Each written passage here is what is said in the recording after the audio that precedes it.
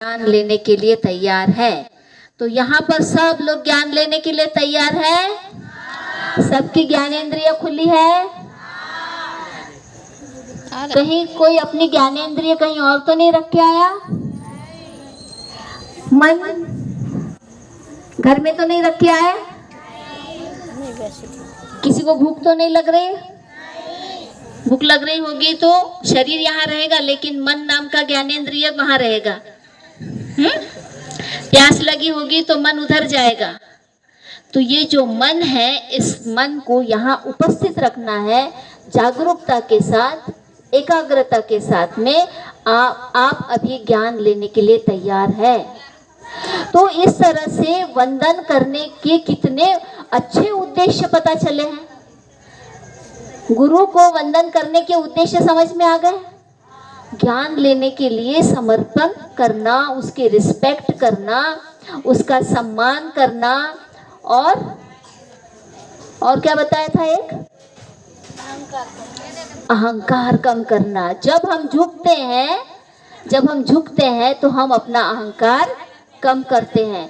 जिसके मन में अहंकार होता है वो कभी किसी के सामने झुकता नहीं है, कोई ज्ञान लेने के लिए तैयार नहीं होता है। उसे लगता है कि उसको पहले से बहुत मालूम है, ये क्या बताएंगे। उनको लगता है कि मैं सब जानता हूँ, और जिसको ऐसा लगता है मैं सब जानता हूँ, वो कभी अपना समर्पण गुरु के सामने या किसी के भी सामने नहीं करता है। वो सुनने के लिए तैयार नहीं होता है। उसके जो ज्ञानेंद्रियों की खिड़कियां सारी क्लोज होती है, बंद हो जाती है, वो ओपन नहीं करता है। अपने आप में ही रहता है कि मैं सब जान गया हूँ, मुझे सब पता है। तो वो क्या है, अहंकार है। तो जिसको भी सीखना होता है कुछ नया, तो उसे अपना अहंकार कम करना पड़ता है, और अहंकार कम करने के लिए गुरु के सामने समर्पण करना पड़ता है। हमारे स्कूल में ऐसे ही होता है ना। तो ये जो आज हमारे स्कूलों में होता है ना, यही बुद्धा के स्कूल में 2600 साल पहले हुआ करता था। जो सिस्टम हम अपने स्कूल में देख रहे हैं, ये बुद्धा का सिखाया हुआ है। लेकिन यहाँ पर इस देश में बुद्धा का जो बुद्धिज्म है, या बुद्ध की जो शिक्षाएं हैं, बुद्ध ने जो व्यवस्था खड़ी की थी, वो खत्म कर दी गई। बुद्ध का नामो निशान खत्म करने की कोशिश की गई। इसलिए आज हम नहीं जानते हैं कि हम जो भी कर रहे हैं अपने स्कूल में, वो सब बुद्ध का ही सिखाया हुआ है। हम प्रणाम भी कर रहे हैं, इतने दिनों से प्रणाम कर रहे हो आप टीचर को, माता पिता को, चाचा को, लेकिन आपको ये नहीं पता था कि ये बुद्ध का सिखाया हुआ है। आज से समझ लो कि प्रणाम करना किसने सिखाया, अहंकार कम करना किसने सिखाया, दूसरों की रिस्पेक्ट करना किसने सिखाया, और ज्ञान लेने के लिए ये सारी चीजें करनी पड़ेगी। फिर दूसरी इंपॉर्टेंट बात आती है, आपने क्या किया, याचना की। याचना यानी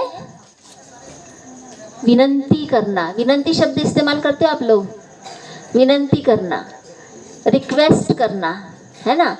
आपने यहाँ पर रिक्वेस्ट की कि भद्दे जी, हम आपको वंदन करते हैं और आप नैतिकता के रक्षक हैं, इसलिए हम आपसे माफी मांगते हैं। सबसे पहले याचना कौन सी की आपने, माफी मांगने की याचना। याचना का मतलब होता है कुछ तो मांगना। याचना का मतलब क्या होता है, कुछ मांग रहे, है ना, रिक्वेस्ट करते हैं, प्लीज मुझे ये दो। प्लीज शब्द का इस्तेमाल करते हैं। यहाँ पर हमने कौन सा शब्द इस्तेमाल किया, ओकास वंदामी। ओकास शब्द का प्रयोग किया है, मतलब प्लीज भंते जी हमारे तरफ ध्यान दीजिए, प्लीज आदरणीय हमारे तरफ ध्यान दीजिए। हमने जो अपराध किए हैं, हम उसकी आपसे क्षमा याचना करते हैं। देखो, इंद्रियां इधर उधर भटक जाएगी तो हम क्या बोल रहे हैं नहीं समझ में आएगा। जागरूकता और एकाग्रता क्लास में बनी रहेगी तो ही सब बातें समझ में आएगी। क्यों याचना कर रहे हैं हम, किस लिए किए हैं। पहली याचना,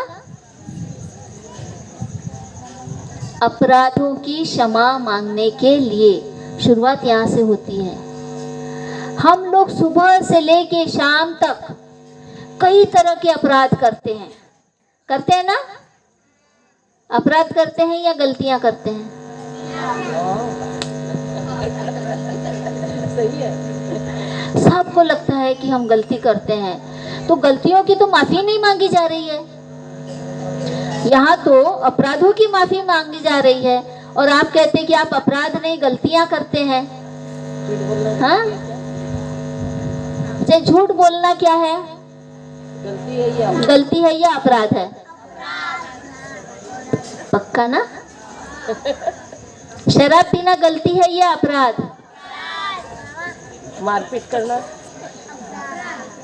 अभी तो आप बोले कि नहीं हम गलतियां करते हैं, अपराध नहीं करते हैं। मतलब अभी तक हमें गलती और अपराध में फर्क ही समझ में नहीं आया है कि गलती किसे कहे और अपराध किसे कहे। और बुद्ध कहते हैं अपराधों की माफी मांगो। आप ज्ञान लेने आए हो तो अभी तक जितने भी अपराध हुए हैं, पहले इसकी माफी मांगकर अपना चित्त शुद्ध करो। जब तक आपको ये समझ में ही नहीं आएगा कि आपने अपराध क्या किया है, तो आप माफी कैसे मांगोगे? उसको शुद्ध कैसे करोगे अपने चित्त को? अगर आपने किसी के साथ मारपीट की है, तो आपके माइंड में तो वही चलते रहेगा कि अभी मैं बाहर जाऊंगा तो वो भी मुझे मारेगा। अगर आपने किसी से झूठ बोला है, तो आपके मन में वही चलते रहेगा कि कहीं मेरा झूठ ना पकड़ा जाए।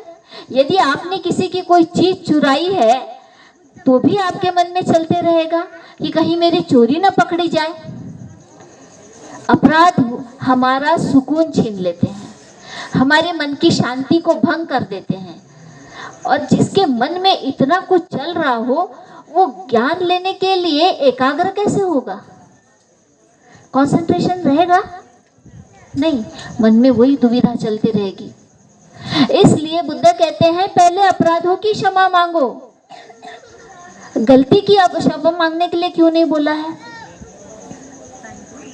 गलती किसे कहेंगे, कोई बता सकता है? गलतियां कौन सी होती है? जो जानबूझकर करते हो। जो जानबूझकर करते हैं वो गलती।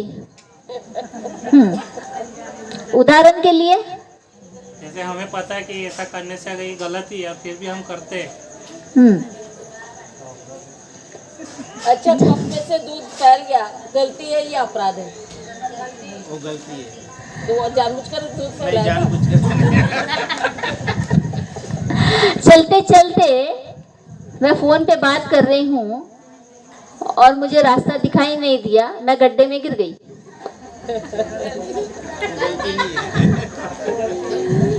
जानबूझकर किया? ये जानबूझ के हुआ?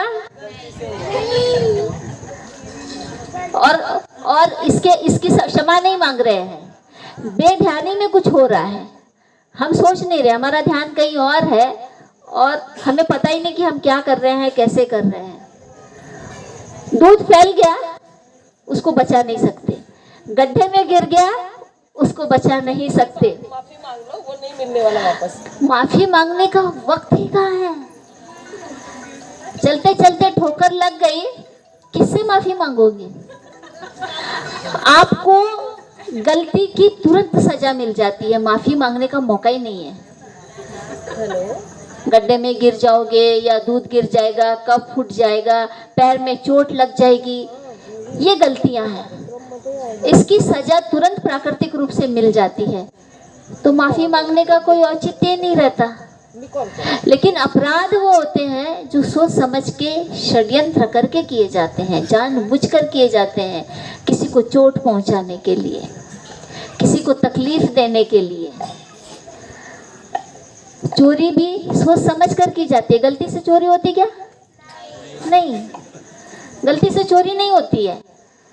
किसी ने बहुत अच्छा कुछ पहना है, सोने की चेन पहनी है, देखते ही मन में लालच उत्पन्न हो गया और मन करता है कि वो जो चेन है बड़ी सुंदर है, बड़ी महंगी है, मुझे ये मिलनी चाहिए। मन में एक भाव जाग गया, लालच का भाव जाग गया। फिर वो उसको प्राप्त करने के लिए क्या करेगा? जब इसका ध्यान न हो तब मैं इसको ले लूं, षड्यंत्र करेगा। और जब उसका ध्यान नहीं रहेगा, ऐसे चुराएगा कि किसी को पता भी न चले। यह है अपराध। ये अपराध ऐसा है कि भले ही दूसरे को पता न चले, लेकिन हमको मालूम है कि हमने अपराध किया है। सबसे छुपा के किया जाता है अपराध, इस तरह का चोरी वाला अपराध खास करके। झूठ तो हम सरेआम बोलते हैं, लेकिन हाँ, तो वो भी सबको ही पता रहता है। हमको अच्छा पता है कि हम 1 घंटे में पहुंचने वाले हैं, फिर भी आगे वाले को फोन पे क्या बोलते हैं, बस 5 मिनट में पहुंच रहा हूँ। झूठ है कि नहीं, है ना? मुझे आज पैसे दे दो, मैं कल लौटा दूंगा, और लौटाते ही नहीं है। मतलब सोच समझकर हम झूठ बोलते हैं, सोच समझकर चोरी करते हैं।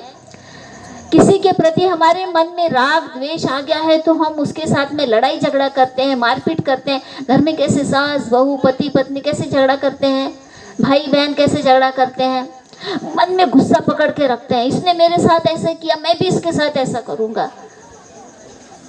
इस तरह से हमारे मन में हम कई तरह के विकार जगाते रहते हैं, कभी गुस्सा, कभी क्रोध, कभी घृणा, कभी लालच, है, कभी आसक्ति, कभी प्रेम।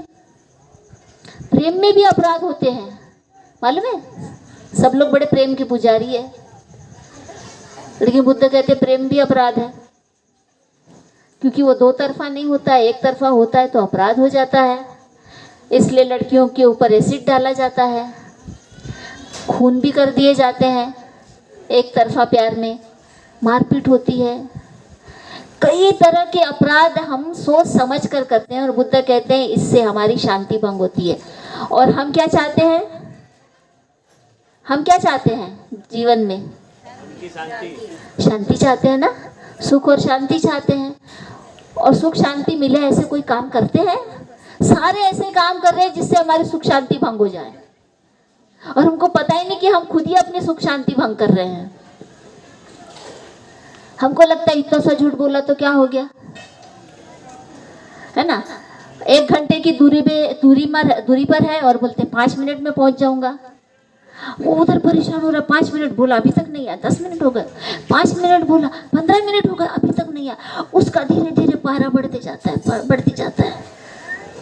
1 घंटे में तो उसका ऐसा एटम बम बन जाता है कि इसने 5 मिनट बोल के 1 घंटा लगा दिया, और फिर वो उधर से आता है तो वो एटम बम उसके ऊपर फट पड़ता है कि तुमने इतना देर कर दिया।